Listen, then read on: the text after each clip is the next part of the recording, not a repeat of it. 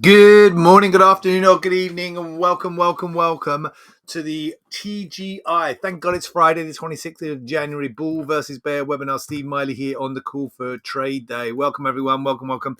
Going to go through our last webinar here for the year. For the year? For the week.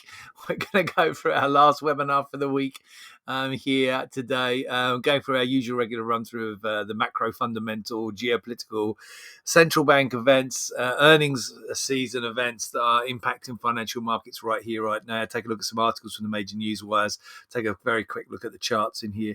Not going to be a fairly brief webinar. There's not a huge amount to say in here. The last 12, 24 or 24 hours since we were last on.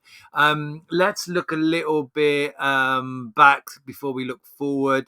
GDP data in here yesterday. I said it probably wouldn't do too much, and it doesn't usually. It was the quarter-on-quarter flash PMI, the preliminary data. So the first time we're seeing this data, and so for relatively recent in GDP terms. So it was the quarter data for the last quarter for Q4. So that's sometimes we get like revision data and update data, and it's very backward looking. But so this is fairly fresh, as fresh as it comes. Quarter on quarter Q4 compared to Q3 of last year.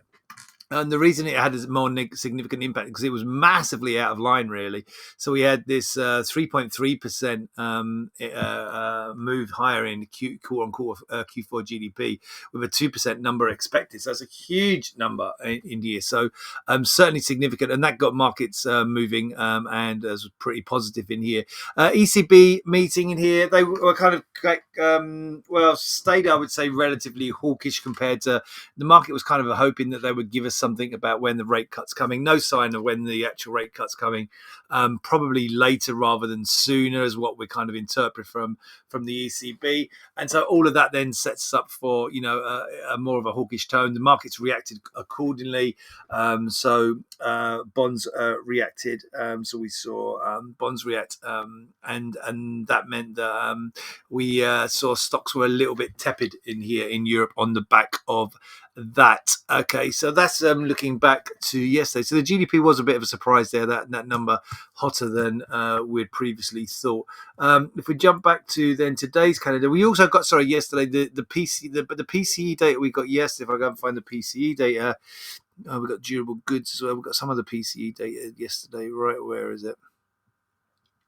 We get the main PCE. So here, core PCE prices in here for Q4. Okay, but if we go to today in here, the more important PCE data, and I do have an article we popped out on this in here that I put out onto FX Explained actually in here. So where are we? Let's go to the homepage. Is the most recent one. So here it is here. So I'll share. So this is a preview for the US PCE. And PCE is important, as you probably will know. Maybe you don't know. I'll pop that into the chat in here. But PCE, personal consumption expenditure. Why is it important? Well, it talks about it in here. It's the Federal Reserve because the PCE data, it's preferred measure over the CPI. Okay, underscored by Jerome Powell. So previously the Fed have told us this is their preferred measure. Now you would think that this would be a very, very sensitive piece of data that people watch, and they do watch it. Okay, the market does watch it, but CPI still moves the market more than the PCE data, even though the Fed tell us this is their preferred measure. So we're all getting this data coming through in here later today. So going to today, here we are, the core PCE prices paid, the year-on-year, month-on-month data. So the quarterly data is not as important. The year-on-year, month-on-month data are more important. We get that coming out in here today. We also got some data in here out of Europe.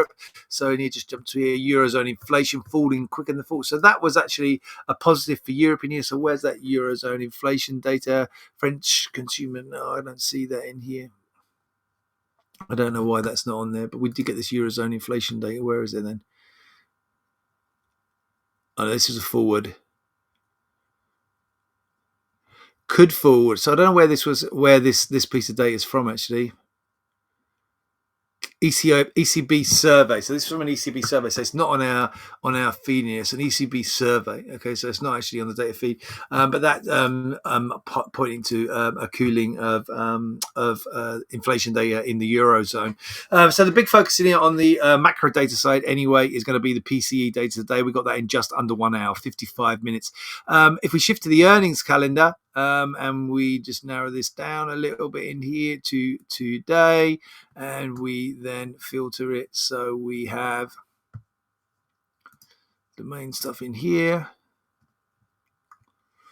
For some reason, it's not on here. Now, this was on here early in the week, definitely, and this something does it with Caterpillar. So as far as I was aware, Caterpillar results are out today, so we've actually written an article on it here, yeah, it was supposed to be on the 26th of January. Well, watching out for Caterpillar. Maybe we get them, maybe we don't. They were definitely on the calendar earlier in the week. I know that 100% they were on there when we were looking earlier this week. But sometimes if I go to next week, do they pop into next week's data?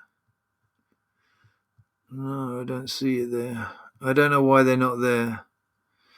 But I'm pretty sure, I think, well, I'm pretty sure that we're meant to get them today. When I did the research earlier and we published this article out here, I'm pretty sure that we're due them out today. So watching out for Caterpillar if we should get them. If we don't, maybe they're coming out a little bit later. But Caterpillar, why is Caterpillar important? It says it in here. It's a barometer of the health of the US economy, and the US construction industry, and in turn really the global construction industry. So it's an important barometer, and it can move the major indices. So should we get it today? I don't see it on here for some reason. Actually, that's next week. Back to next week. Go back to today. No, just got American Express, right? Which we've had already. Maybe Caterpillar's not today. Maybe I got that wrong. Okay, what else do we have in here? So Intel, we had Intel last night in here after the bell. And down in pre-market trading 12% in here. Bleak first quarter revenue, so that was a negative in here, and weighing on the markets a little bit on the overnights going into this morning. Intel plunges, and that's after that good ASML data previously, right, about a week ago. But S&P was up yesterday anyway to the new record highs, despite the Nasdaq being weighed on by that negative from the previous day. We had the negative news out of Tesla. So there's the Intel slumps. 5 things to start your day. Jamie Dimon of JP Morgan talking about secession in here. Don't really need to know about that. More stimulus expected and potentially coming out of China in here. China signals more targeted stimulus. Obviously, we had that reserve ratio cut, and then maybe we're going to get more of that. So yeah, an indication that more coming out of China. Intel down, Intel sub. LVMH though, LVMH in here, luxury brand in here that has the likes of Moet and Chandon, Dior, Louis Vuitton, are all underneath the LVMH brand. They posted positive, and the stock has gone significantly higher, up 9% in here.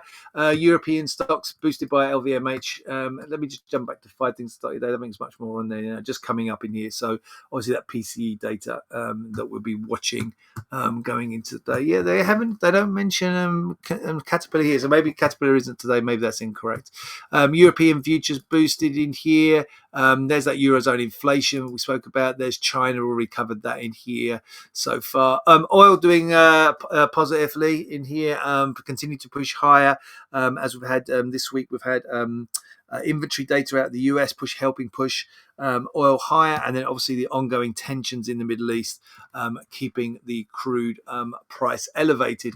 Up 4% so far this week, and obviously that's a negative for the global economy. Basically a tax on the global economy, really, in that higher oil prices potentially weigh on the manufacturing and the global economy to some extent, and then also potentially inflationary. 5 signs. I haven't looked at this one in full details yet, right? But I would suggest you should look through this. Okay, I haven't had a chance to read through this. In here, is that the right one? No, that's not it. That's the same one as we had there before. Let me copy that one. So ignore the one that I just put. In fact, I'm going to delete that out there. So there you go. In here, so and the Fed pivot. This is what we've been watching for, right? This Fed pivot and the outlook for it. I haven't had a chance to look through this yet, but I mean, I think this it'll be good for you guys to take a look at that. It's in the chat. getting close to the inflation target, what their sentiment is, and how we read that, and just following on from that, the Fed tool in here.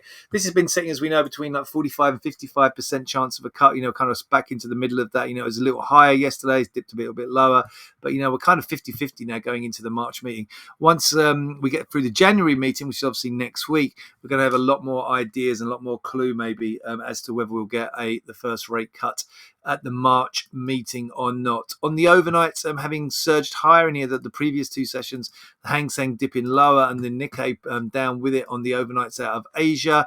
But LVMH in here, you can see helping the CAC, the French index, higher, up 2% this morning.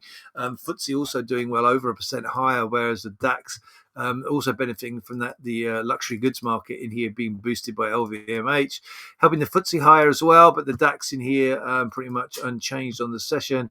And on the overnights in here, we're actually back lower in here, having had those negatives out of Intel, weighing on the Nasdaq down over 0.5%, with the S&P 0.2 lower this morning. But if we look at the charts in here, my analysis, despite we had like a dip, a rally dip and a rebound yesterday on both the Nasdaq and the S&P.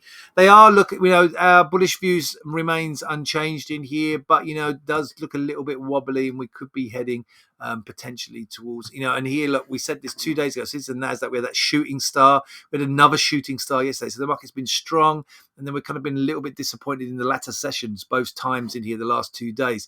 The converse, the opposite happened is overnight. So overnight was continued to sell off with Intel, and actually rebounded on the Nasdaq. So now they're rejecting the downside.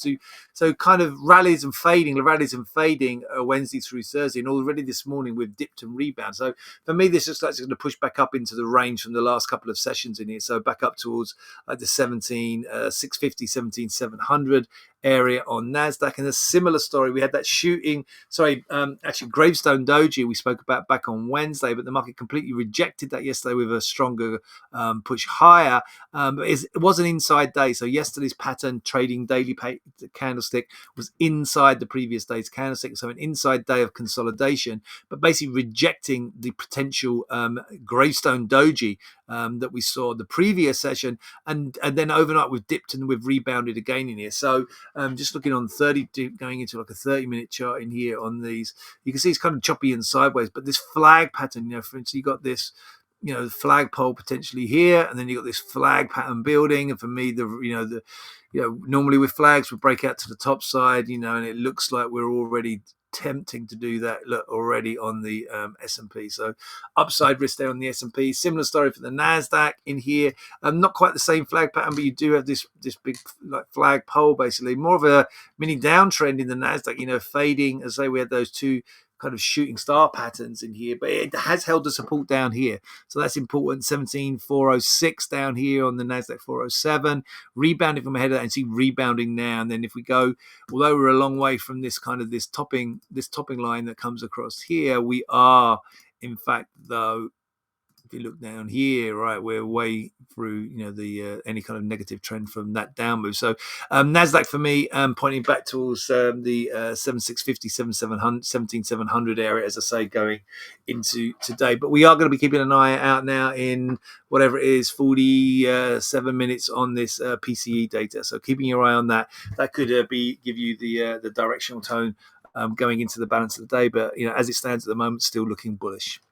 Right, guys, I'm going to wish you all a great trading day. Take care, stay safe. Going to wish you a great weekend too. And we'll be back with you with another Bull versus Bear webinar on Monday. Bye.